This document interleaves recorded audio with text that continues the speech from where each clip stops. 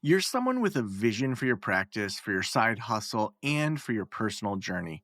But when it comes to establishing your path on how to get to where you want to be with your practice, things get a little messy. You're also someone who'd prefer to go in person instead of to groups and listening to everyone else's story. To me, it sounds like you could benefit from one on one consulting with our experienced practice of the practice consultants. From $5.95 a month and up, you can work with a consultant that will give you more direction and practical, tried and tested tips matched to you and your goals. For more information, visit practiceofthepractice.com/apply. Again, that's practiceofthepractice.com/apply.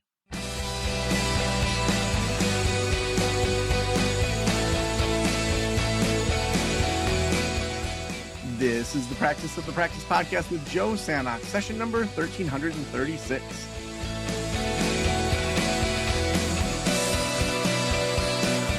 I'm Joe Sanok, your host, and welcome to the Practice of the Practice podcast, where we help you build a thriving private practice that you absolutely love. We are so excited to be bringing this to you as you think about New Year's resolutions and maybe as things maybe aren't going as well as you thought they would have at the beginning of the year. So we want to have this be a little bit of a reboot for you so that this year can be one of the best years ever for you. We want you to not just get things done, not just make money, but to absolutely love what you're doing. There's so many ways out there to make money that the idea of just doing things to make money is just silly. Like, life is too short. Let's be intentional. Let's think about what it is that we're building within our business. And that's why I'm so excited to have Demir Bentley with me. Demir is an executive productivity coach, author, and co-founder of Life Hack Method, a performance coaching company that helps professionals escape burnout and regain control of their time. After burning out from years of 80-hour work weeks in corporate leadership roles, Demir built his approach to work and life, creating systems that allow people to work fewer hours while increasing impact. He's the co-author of the Wall Street Journal and USA Today bestselling book, Winning the Week, and co-host of the Freedom Decoded podcast. His work has helped leaders across tech, finance, and entrepreneurship build sustainable, high-performance lives. Demir, welcome to the Practice of the Practice podcast. Thank you, Joe. Yeah, well, we got to start with 80 hours a week and burnout. Like, what was going on in your world at that point? Yeah, I call myself a sort of fallen adherent to the religion of the hustle culture. I really was. It was more than just a mode of operating for me. I truly believed in the tenets of the hustle culture religion, which is don't sleep, outwork the competition. Your reward will come in the hereafter, right? Meaning it will come eventually. It will pay off. And I ended up in hospital with a mystery illness. 3 surgeries later, the only thing that my doctors could align on was you seem fine. You're just working 80 to 100 hours a week. Maybe we should stop doing that, and maybe that'll fix this thing. And that was a hard pill to swallow. I remember it was a Friday. All 3 of them, I was in the doctor's office. The other 2 doctors were on the phone, and they all just said, "Hey, listen, you can keep working, but you have to go in on Monday. You have to work a 40-hour work week." And to tell somebody who's working 80 hours a week, hey, over this weekend, figure something out and go in next week and work 40 hours a week. It just felt like asking me to grow wings and fly to Narnia and play with the elf children. I mean, it just felt like the most impossible task. And yet I somehow did it. And that was the beginning of sort of almost a birth into a new thing. So I would say I fell from sort of one religion and was like birthed into another. You know, the fall was from this idea of, hey, just work harder than the competition, it'll all pay off. But it was almost immediately born into a realization of like, wow, there is a way to do it. And if you had told me 2 weeks before that, you could just be working 40 hours a week, I would have slapped you in the face and called you a liar. Yeah. And yet then I walked into a week and actually did it in 40.2 hours. And that was sort of the light bulb moment for me that, hey, maybe there's a better way to do this. Now, was it the pressure from like your supervisors or pressure internally from your childhood, or like where did the pressure come from to work that 80 hours? are you putting me on the couch here right now? You can take the You therapist can't help out of the yourself, can counseling you? practice. You can't take it out of me. Sorry. I'm just like, yeah, sorry, it just came out. Like I'm just like, No, I love it. I love it. No, I mean, for sure, I'll raise my hand and say I'm an insecure overachiever. One of those kids who learned that I was loved better if I performed at school and worked harder than the competition. There's no doubt about that. The kind of person who you didn't really have to yell at them to get them to work long hours. They were already sort of in their own mind, berating themselves. And funny enough, after I reduced my hours, I actually had my boss come up to me and say, hey, whatever you're doing, I'm really glad because everybody in the office has been really worried for you. And it doesn't do much for your reputation that you can't seem to get everything done in 80 hours that everybody else does. And so weirdly, in my head, I was thinking, oh, when the boss comes in on the weekend and sees me there, they think I'm the most dedicated employee. And really what he was thinking was, what is wrong with this guy that he can't get this done in the proper amount of hours? Yeah. No, I mean, I think that idea of kind of landing where we're doing the work that we want to do and that we can do and that it's not taking us, 50, 60 hours. That's a shift for a lot of us insecure overachievers. Yeah. Yeah. And I think if I'm honest, I never would have accepted this on the front end. But afterwards, I did see that I was giving myself permission to go those longer hours. And this is actually what studies show in productivity when you actually get into real studies, is that if you chart a worker's productivity as they go past the 45, 50 hour mark, their work slows down. So the overall output is still going higher, but the productivity per hour is actually declining. And so what happens often with workers who work past the 45, 50 hour mark is whether they know it or not, they're sort of slowing down and doing the same task in a bit slower of the time frame. The problem is often just like a person might be drunk and they'll grab their car keys and say, I'm fine, right? They've got this overestimation of their capacity to drive that car. Often we get that sort of drunk effect when we're in chronic exhaustion and when we're chronically overworked. We're giving ourselves that permission to do that, or the situation appears to call for that, is that we are seeing a hit to our productivity, but our estimation of our productivity goes up.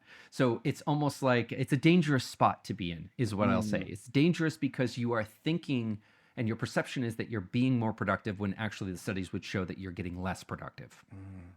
So as we're entering a new year, one thing you said before we got going was just how much people, if they want to change things, having a regular planning practice is one of those biggest things they could do, but like less than 1% of people actually do that. Tell me what you mean by a regular planning practice. Like, what does that look like and why is that such a game changer for people? Yeah, I'll take a half step back here. So at Lifehack Method, we're more like clinicians than researchers. So in my world, that would mean we're less like James Clear trying to write a new book every 2 years and, having a big email list and followers. And we really help thousands and thousands of people shoulder to shoulder transform their life and get their productivity back on the right track. And the reason I say that is because as we've been doing that over these last 11 years, just dealing with hundreds and hundreds and thousands of people, one of the things that I noticed that was very odd to me was that everybody said that they understood that they needed to plan their week. I almost would just tell my clients, go plan your week. And they would come back and they'd be like, yeah, I did a planning. And I would say, boy, I'm not sure seeing the kind of results that you would assume that you would see. And I'm seeing all of these mistakes happening. It doesn't seem like this person really planned their week. And in fact, we went on to do a survey where we surveyed 5,000 people with between 5 and 50 employees. And 94% of them said that the key to winning your week was planning your week. And then we followed up with that same cohort and we asked them, okay, have you been doing it for the last 4 weeks in a row, to try to get a sense of who has a regular planning practice in their life. That number, I won't make you guess because you would never guess, it was less than 1%. So we wrote the book Winning the Week really to try to get people to take another look at planning. It's this thing that everybody sort of nods their head and says, oh, yeah. Of course, I need to plan my week. Yeah. Oh, I planned it. And 2 observations about that. Number one, people were not planning their week nearly as much as they said they were, right? When you actually got them in an honest spot. And number 2, when you actually double click into how they're planning their week, what they tend to do is they tend to run the bases that they like and avoid the bases that they don't like. And so you've got this effect where you're running 3 out of the 4 bases or 2 out of the 4 bases, and you're not really scoring the point and sort of saying, what's wrong with my planning? And then number 3, if I can add one, was that they were running all the bases, but it was taking them 3 or 4 hours, and it was just a grueling affair. And so we wrote the book to sort of say, hey guys, it's not that complicated. You could do it in 25 minutes. It's so simple. And it really is the smallest thing you could do with 25 minutes of your time to get you the highest likeliness that you're going to have a good week next week. And I'll just say one more thing here. Planning, some of these words are so stretched out that they become meaningless. Try to think about planning as just your algorithm for your week, right? You've got 3 things pulling at each other. You've got your time that wants to go one way. You've got your tasks and commitments to other people that are pulling the other way. And then you've got your own internal priorities pulling in a third direction. And these things do not want to play nice together. They do not want to play nice. They are pulling you in 3 different directions. So your plan for the week is just your algorithm for how you're going to solve for that. Okay, I only got so much time. Here's what my commitments are. Here's what my priorities are. You have to solve. So when you take a pass on that, what you're really saying is, okay, I'm just going to let chaos reign. So what do we need to do first to make that 25 minutes the most effective? Yeah, I mean, so we run people through the bases as fast. And I actually do this live for my community every week. And they always say, you're going so fast, Demir. And I always say a good planning is like water skiing. You are water skiing through your week. What happens when you stop water skiing? You sink. So we run the bases and we run them quick so that you don't have the chance to get stuck. I often tell people, if you're listening, set a timer for 5 minutes and race that timer, right?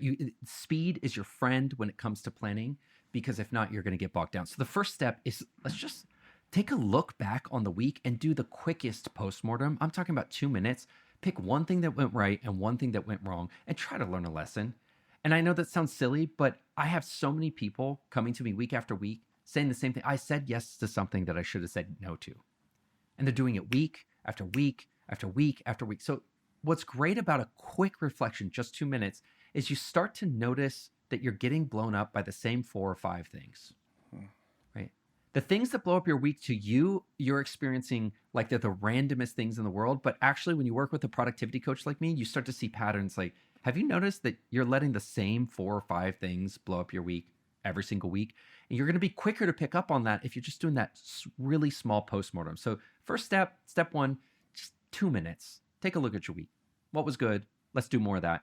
What didn't go so well? Let's do less of that. It's that simple, right? Now, the second step is you can't really, a lot of people jump to the priority, right? Wouldn't that be your natural instinct? Let's just, okay, what's my priority for the week? But here's the thing. What if it's a vacation week, your kids are at home, and your family's coming for 3 days? You've really only got 2 working days for the entire week. So first, actually, before setting a priority, I would say check your calendar. And what you're looking at your calendars, you're not just doing a passive calendar review. I say interrogate your calendar. You really want to be able to trust your time supply. You're trying to get a picture of how much time do I have when I'm not in session, when I'm not already, claimed. And you want to net out things like, did you put in time to go to the bathroom? Did you put in time to have lunch? I cannot tell you how many people will just not put in the most basic things. Like, I don't have that I'm dropping off my kids and it actually takes me 30 minutes to get to the office. Like, let's put those in so that we can get a good baseline picture of how many hours to do non-client work am I actually going to have this week? And it's always going to be strikingly less than you think it is. You're going to look at that number and say, oh, wow, really? Just that? Right? So that's number 1. Let's get a picture of the supply of the time that we have. Yeah. Do you want me to keep going? To me, I think, yeah, we'll hit number 3 in a second. I think putting those things on repeat. So like for me, I know I want to walk my daughter to school every morning, and my sister lives in the neighborhood, and we meet at 8:40 every morning. And then we walk the kids to school. That's our default. And so that means I was seeing clients at 9 o'clock or consulting or other things. So the kids get dropped off at 8:50. I'd have to quickly hurry back. And then I did 9:15. And then there'd be times that like my coffee was cold or other things. And I realized that for me to enter into the day, 9:30 is when I can actually start. And so I've blocked out 9:30. And similar to what you were saying, would forget to eat lunch, or just like I would be eating lunch while I'm doing consulting calls. And I'm like, this is not healthy for my body. So it's like I blocked out half an hour in the middle of the day to just slow down a bit, eat some lunch. And then I know I want to pick up my daughter from school, and she gets out around 4 o'clock. And so, the last thing I'll do is at 3:45 at the latest. And so that's blocked out. And so I think that idea of just saying, like, what are those things? Because then when things start to fill in, and I have consulting calls, I have podcasts, I have my team meetings, which are all mostly on repeat and automated. When I look at my week, it's like, wow, I only have really like 3 to 4 hours throughout the week to really do different level things. But I know that it's now intentional as to when I'm eating, I'm being with my daughter, all those different things. So I love that that's the second one, to look at the calendar before we dig into those top priorities. Yeah, so that's going to give you a picture of when do I actually have open space with which to do some of the admin or other deep work that I want to do for my practice, right? Now, then you can actually jump in and say, okay, what's my priority for the week? And we always want our clients to try to find the leverage priority. The concept of leverage, as sort of laid out in my favorite book, The One Thing by Gary Keller and Jay Papasan. Jay Papasan has become a friend. He was like an idol of mine. He is an idol of mine. He spoke at TEDx when I was speaking at it. And from that, like, I got to like meet him and get to know him, and went down to Austin to visit. And I mean, 100%, you're preaching to the choir. People don't believe this. Yeah. I have read that book like about 15 times, and people don't believe me when I say it, and I don't care. I have read it, and I reread it, and I reread it, and I reread it. It is just such a great book. And the central premise of the book is that there are some things that you can do that make all other things easier, unnecessary, or more possible. And so instead of saying, I've got 5 priorities this week, really getting to that one thing priority and say, what is the leverage priority that if I can get it done, makes everything else next week easier, more possible, and sort of knocks those dominoes down, if you will. And so that's not to say you're not going to do number 2, 3, 4, and 5. It's to say that you've got clarity on what that one thing is for the week. I mean, your priorities should not be like 5 footballs you're trying to carry down the field at the same time. I mean, put that image in your mind of trying to run 5 foot. You're gonna drop them, right? What you really want to be doing is you want to be taking one ball, running it to the end zone, come back, get the second one, run it to the end zone, the third, the fourth. And that's how we think about priorities is I'm filling up the first bucket before I fill up the second, before I fill up the third, so that by the end of the week, I've actually scored something. I've actually filled something up all the way. And, you'll know this as somebody who works with people in the mental health world. It is a world of difference to get 5 projects to the 80-yard line than to get 2 projects all the way over the finish line. It feels so different. Yeah.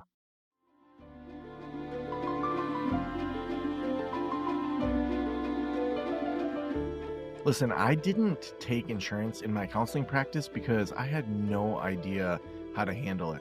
The process of accepting insurance outside of a group practice can be tough, but most people looking for mental health care want to use their benefits to pay for sessions. If you're like me and you feel a little scared about taking insurance, or you just want to make it easier on yourself, and you're interested in seeing clients through insurance, Alma can help. They make it easy to get credentialed with major insurance plans at enhanced reimbursement rates. They also handle all the paperwork, from eligibility checks to claim submission and guaranteed payment within 2 weeks. Plus, when you join Alma, you'll get access to time-saving tools for intake, scheduling, treatment plans, progress notes, and more in their included platform. It's going to make it so much easier for your team, so you can spend less time on administrative work and more time offering great care to your clients. Visit helloalma.com/Joe. That's helloalma.com/Joe to get started. The image from that book that always stands out to me is there's a dot with a big long arrow, and then there's another dot with 12 little arrows. And the idea is you can go a foot in one direction, or you can go an inch in 12 directions. And just that to me is such a great thing to remember of like, no, we're going to figure out what our KPI is, what's our key performance indicator. We're going to do that, and we're going to do it well, and we're not going to get distracted by the other things. Totally. And now there's a bit of an art around this, because what's going to happen to your brain is your brain is often going to want to defer to the thing that just feels the most scary. And so a lot of times people are asking themselves, what feels most important? Watch out for that. Really watch out for that, because what feels most important is usually the thing that you've got a lot of fear, you've got a lot of anxiety around, or that somebody else is yelling at you about. And often it's obscuring that really leveraged thing that might be behind it, which is the thing that would really serve everything else in your life. So I always like to say, take a breath before you just haul off and choose one, because when we choose one, it's usually the first one is not it. It's usually the second or third instinct. Now, that's step number 3. We choose a leverage priority and we get really clear the order of operations that we're going to tackle things. Step number 4 is we go over to the task list. And this is my least favorite one. I've been teaching productivity 11 years. I've been practicing it for 15 years. And I'll tell you what, every day I open my task list, it's always a deep breath moment, ripping off the Band-Aid. But what we want to do here is we want to ruthlessly triage your task list. And by ruthlessly, it's really getting in there and saying, hey, listen, I am not going to get it all done. I can tell you, I coach with thousands of people. Never once has it ever happened to me that somebody got to the end of the week and said, it's all done, Demir. Mm-hmm. No more tasks. They're all done. Because we have this magical thinking where we're always sort of ambitiously stuffing more into our week than we really think will fit. And you know what? I'm not here to tell you that's wrong. That's fine, so long as you're not cognitively telling yourself that the only way that you can celebrate your work at the end of the week is having clicked off all of those checkboxes. I want you to say that again. I feel like that deserves an underline, a bold font. Like, say that again. Yeah. You know, it's the case that people often think that the definition of success at the end of the week is I have checked off all of the tick boxes that I put on my plate for this week. But really, it's a different one. And here's a sentence I want to give you. How can I do the most good with my limited supply of time? Yes. So what I do often when I coach with somebody, I'm changing their definition of winning the week from I got it all done. Because if you get it all done this week, guess what you're going to do next week? Put 20% more on your plate. We're just greedy little suckers like that. We like to get more and more done. So that's not the definition of success. The definition of success is it's Friday and you look back and you say, wow, I allocated my time to do the most good this week. And I'm proud of how I did that, no matter where it ended up. And every week, even for myself, there's things at the bottom of my list where I say, wow, you know, if I'd gotten lucky, I would have liked to get to that. But I am satisfied with the ones that I got done because I put them in order of leverage. I put them in order of importance. And I did the most good with my limited supply of time. That's a win for the week. I'm moving on. Everything floats into next week. Love that. I want to go back to step 3, the priorities. When you're thinking about setting that one thing or those two things that are really going to move the needle forward, what exercises or techniques do you recommend people do to really identify what those are? Yeah. I like to say there's a quality in life called radical clarity, right? Normal clarity is a person could normally tell you either what they're supposed to do today or what they're supposed to do this week, or maybe in different moments what they're supposed to do this month. It is not normal to be able to stop somebody in the hallway and say, Demir, tell me what the most important thing to do is today, this week, this month, this quarter, and this year. For a human being to have all 5 of those in their head is nearly impossible. And that's what I call radical clarity, is that you're not just clear along one timeline what's most important. You're clear along all timelines what's most important. So the reason I set that up was to say that one of the exercises we do is we help people get that radical clarity by writing it down on a piece of paper. So we call it a life map, call it whatever you want. It's effectively a one thing list, right? What's my one thing this year? What's my one thing this quarter? What's my one thing this month, this week, and even today, right? So what am I really focused on? So that you don't try to make your brain hold all of that information. And when you do get a lack of clarity moment, you can pop over and look at it and say, oh, there it is. That's what I'm supposed to be doing, and reorient yourself. You know, it's so dead easy to write it down on paper, but I'll tell you what, I could put a gun to your head right now and ask you, and you'd probably choke, because it is hard for the brain to hold those timelines together all in one moment. Yeah. How important is it to, like, when you're putting things in the calendar, work backwards? Like, I'm just thinking about how I do things. Like, I just today booked, our piano needs to get tuned, and I think he's coming in like late January. So at the time of this recording, it's about a month away. And then he sent a text like, hey, don't forget to take everything off of the piano and from around the piano. So, you know, we've got picture frames and stuff on it. So I literally put the thing in for Thursday or whatever day he's coming.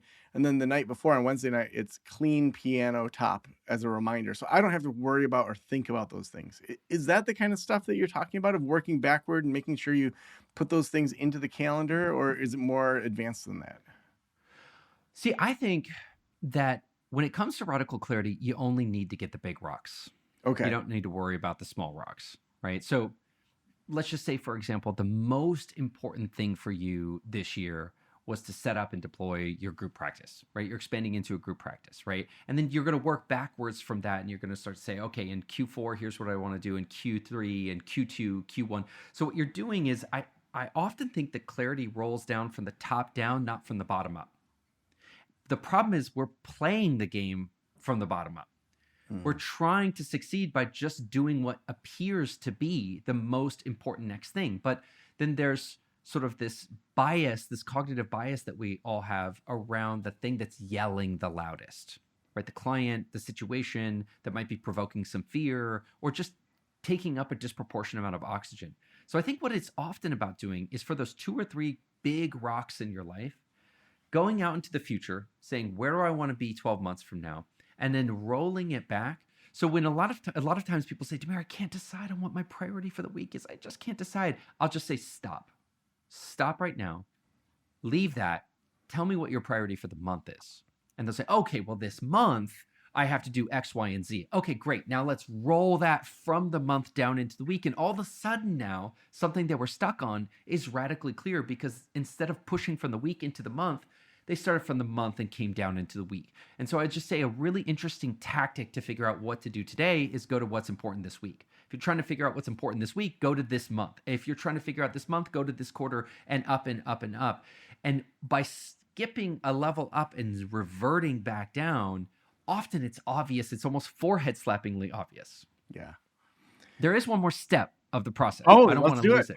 All right. Yeah. Okay. So I'm just going to review for people who are keeping track. Number 1, learn a lesson. Number 2, calendar interrogation. Number 3, we're going to go and set a priority. Number 4, task triage. The last one is going to be calendarizing your week. And a lot of people think that I'm one of those obsessive productivity people that wants them to schedule every little 30-minute increment of their week. That is not the point. Here's the point. Have you ever been going to Europe and you saw all of the clothes and stuff on your bed before you packed your bag, and you ask yourself, I wonder if it's all going to fit? And so you do a little pre-packing.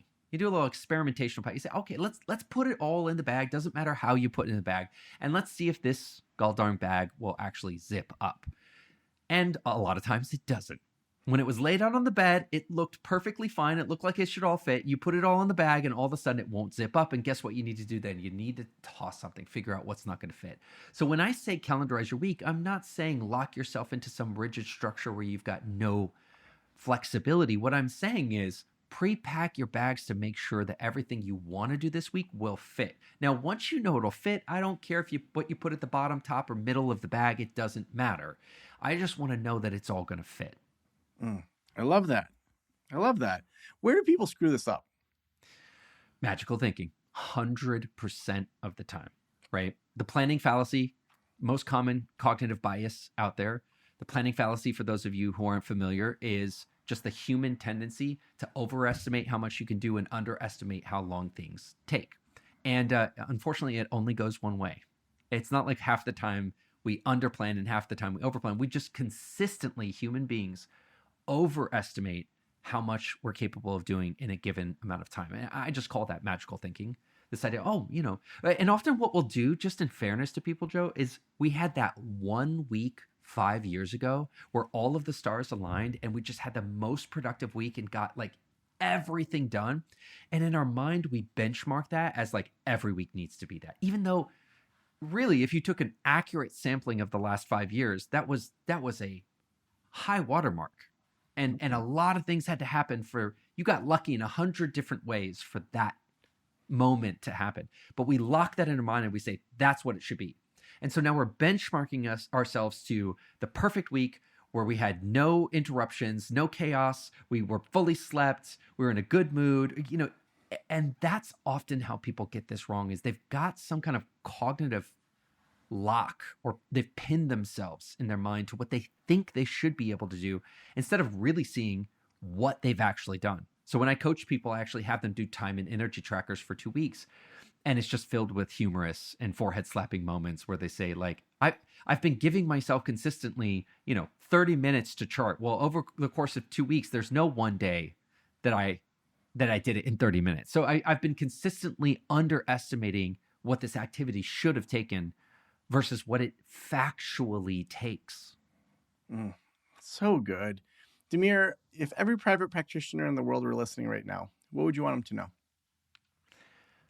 I would love for you to know that when you get real with your time, the fear is that you're taking a step back because you're letting go of magical thinking. The promise of magical thinking, even though it never delivers, is that you can get it all done, right? If you try harder, if you intend harder, if you lean in harder, you'll get it all done. Or if you just overschedule it somehow by transitive property, it will happen. And I just want you to know that when you get closer to base reality and really seeing your time the way it is, that's actually the beginning of huge progress. So don't be afraid of taking these steps to plan your week and get right with your week and see it accurately and look at the tasks and pre-pack that bag and see if it all fits. You're not taking a step back. Actually, so many of my clients have said this was just actually baseline. This was the starting line for actually seeing progress. So good. Demir, if people want to follow your work, follow your podcast, where should we send them? Yeah. Go to lifehackmethod.com if you want to see a free masterclass of this concept taught. So you can sign up for the masterclass and it teaches the whole 5-step winning the week method. We've also got the book, Winning the Week, the Wall Street Journal bestseller. It's available on Amazon and I did the audiobook. So if you don't like it, then you know where to send your emails. So awesome. Well, thank you so much for being on the show. Thank you, Joe. I appreciate it.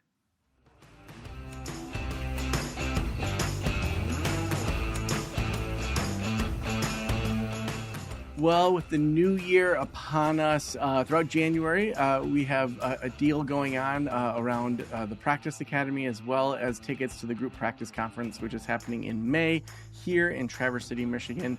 Those are over at practiceofthepractice.com/deal. Also, we couldn't do this show without our sponsors. Thank you so much to Alma for being our sponsor today. I wish Alma had been around when I had my private practice. I had no idea what I was doing. That's why I didn't take insurance. But if Alma had been there, I would have. And there's no reason that as a clinician, you should be spending hours on paperwork to bill for insurance, or not knowing for sure that you'll get reimbursed for sessions with your clients. If you're interested in seeing clients through insurance, but don't want to navigate the process and paperwork on your own, Alma can help. They make it easy to get credentialed with major insurance plans at enhanced reimbursement rates and a guaranteed payment within 2 weeks. Visit helloalma.com/Joe. That's hello, ALMA.com/Joe to get started. Thank you so much for letting me into your ears and into your brain. Have a great day. I'll talk to you soon. Special thanks to the band Silence is Sexy for that intro music, and this podcast is designed to provide accurate and authoritative information in regard to the subject matter covered. It is given with the understanding that neither the host, the producers, the publishers, or guests are rendering legal, accounting, clinical, or other professional information. If you want a professional, you should find one.